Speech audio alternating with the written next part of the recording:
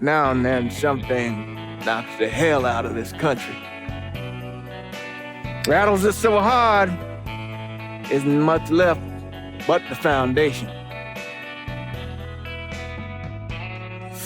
And as painful as it is, we hope that this time, things are gonna be different. And that when it's time to rebuild, we won't just repeat what we've done in the past. And that maybe justice and peace will finally prevail.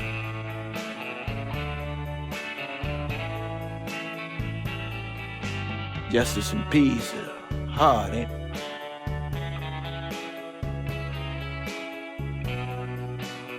Sometimes too hard. So we take the easy way.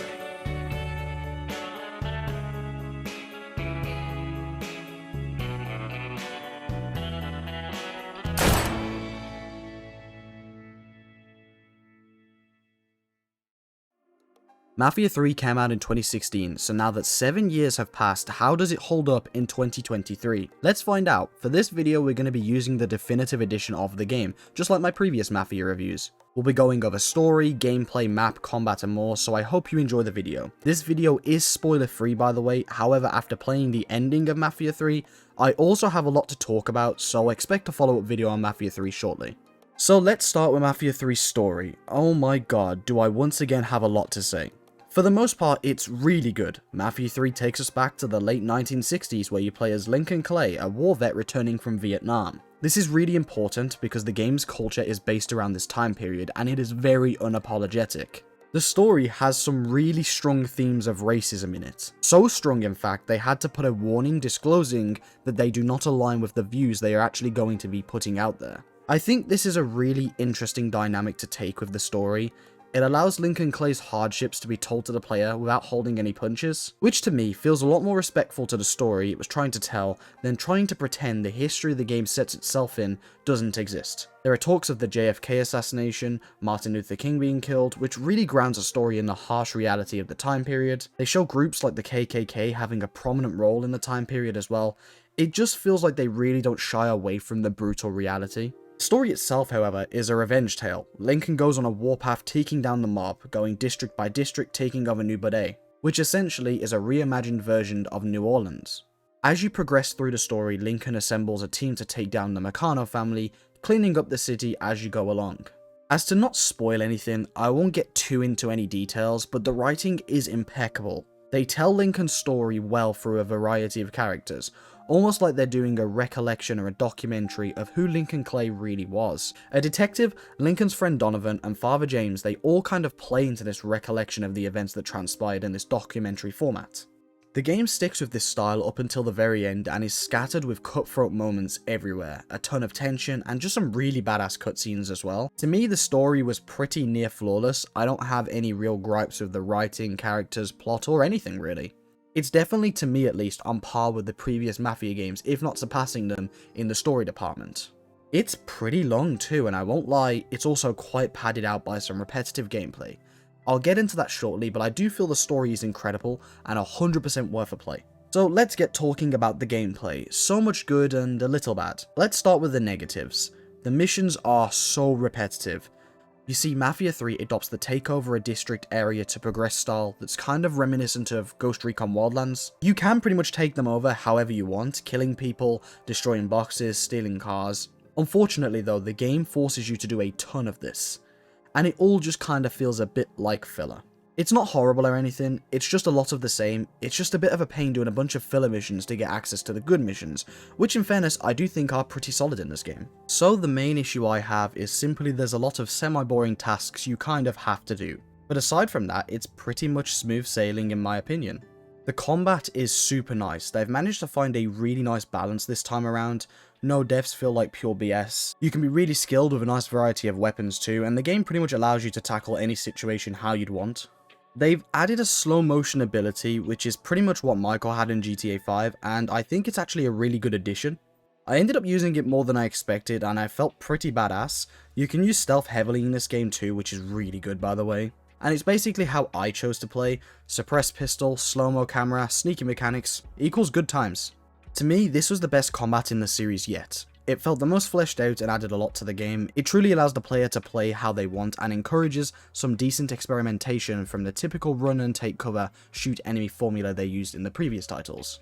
You can call in a bunch of abilities too, whether it's a resupply of weapons, some backup in a firefight, or just simply getting some cops off your back. It's pretty handy when you're in a bit of a pinch. You can charge up some melee attacks to do some really gory takedowns.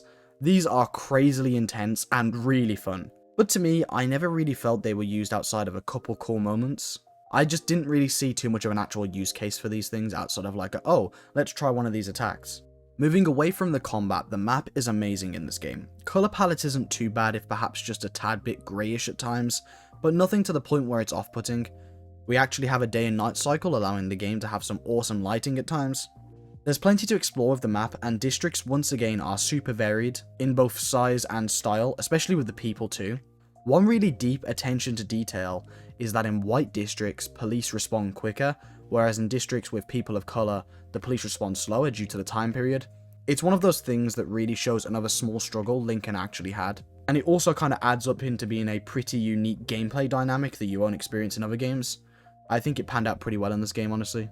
The map's pretty big with a lot to explore too. No area feels super boring, and my only real complaint would be that some of the bushes around the map kind of stop you going where you'd like with invisible barriers, which really does kind of suck. The map's got a ton of interiors too, arguably the most I've seen in recent time, which is really cool. It lets players kind of check out everything they want. We do lose the shop system we had in Mafia 2, which is a little bit annoying, but most of the functionality does return in the call-up system or the wardrobe where you can unlock outfits, so I'm mostly okay with it. And stores do exist in the map, they're just mainly for decoration and loot.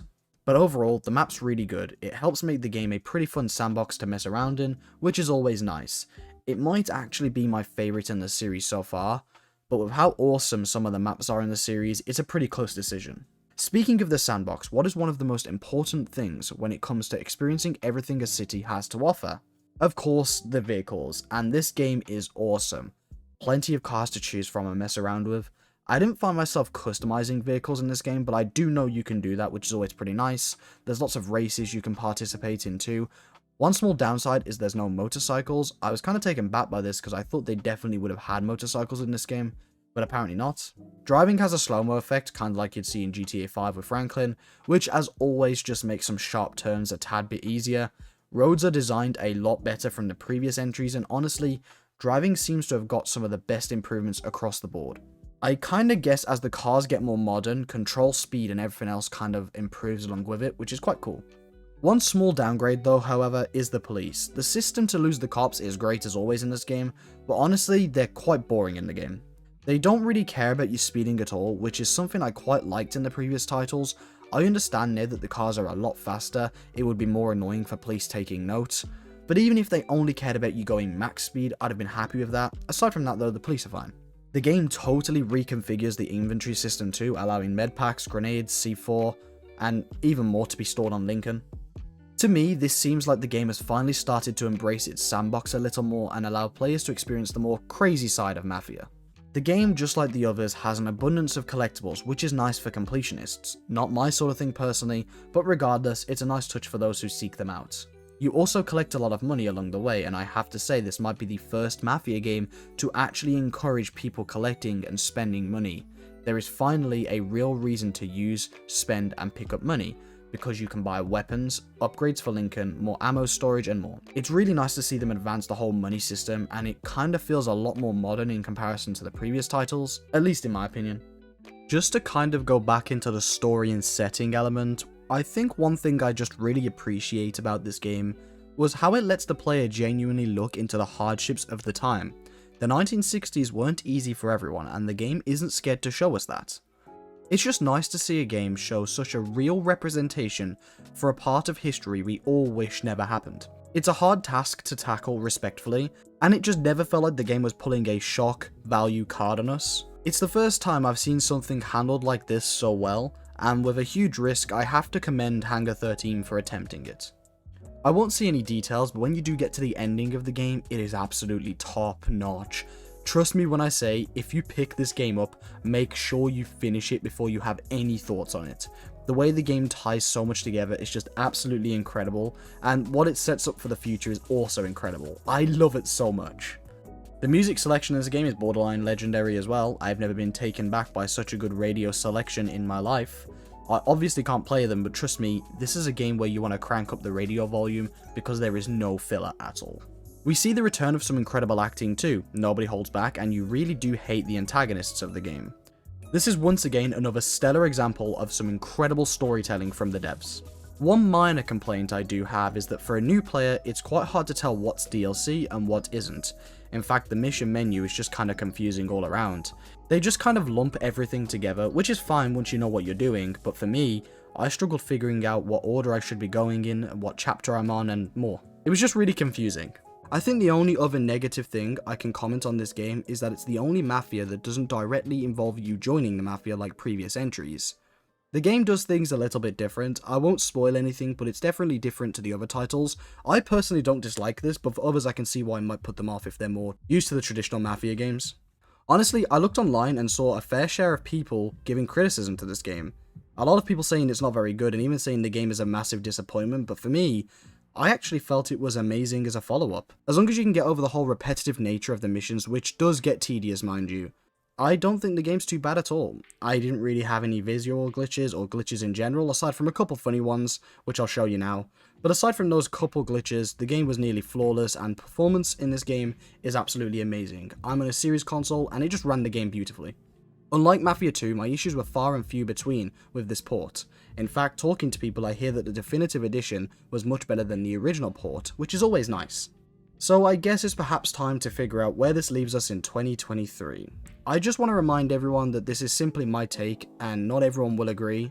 I played, enjoyed, and loved Mafia 3. Its story is impressive, map and gameplay are much improved, and I enjoyed a majority of what the game brought to the table. The repetitive nature for some is a buzzkill, but for me, I felt it wasn't too bad. The game is 100% worth it in my opinion, and a lot of reviews online seem to be strung upon it being relatively repetitive. Which, while I can see it, I don't feel is what the game should be known for. It was a kick-ass adventure that shined a lot of light on a not-so-great past in the most respectful way I think I've seen, and I'd be lying if I said I didn't think it was an awesome follow-up. I don't know if that's the popular opinion, in fact I think it is probably not the popular opinion, however it is mine.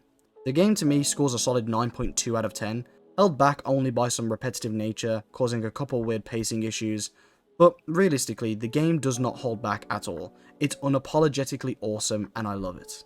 Which kinda rounds out this video, and series on the Mafia games. So for the remainder of this video, I wish to discuss my thoughts on the Mafia trilogy as a whole and my experience with the franchise. If that's not for you, don't worry, feel free to click off. So where to begin? When I picked up Mafia 1, I was simply thinking it'd be kinda fun, yet I was taken back by some incredible acting, some awesome storytelling, and some top-notch characters and more. Which led into Mafia 2, which brought it all back, although, albeit with a couple more annoyances for me personally, I still loved the game. And then I picked up Mafia 3 and possibly loved it even more. I felt they all brought something really interesting to the table, and was a much needed refresher from the average games we have nowadays. All of them are incredible titles. And I think if I'd have grown up on these games, you'd be looking at a Mafia YouTuber, not a Saints Row YouTuber. Anyways, I have some stuff shortly coming out about Mafia 4, which I cannot wait to get out. Until then though, I hope you enjoyed this video, thank you all so much for watching, and I'll see you soon. Take care everyone.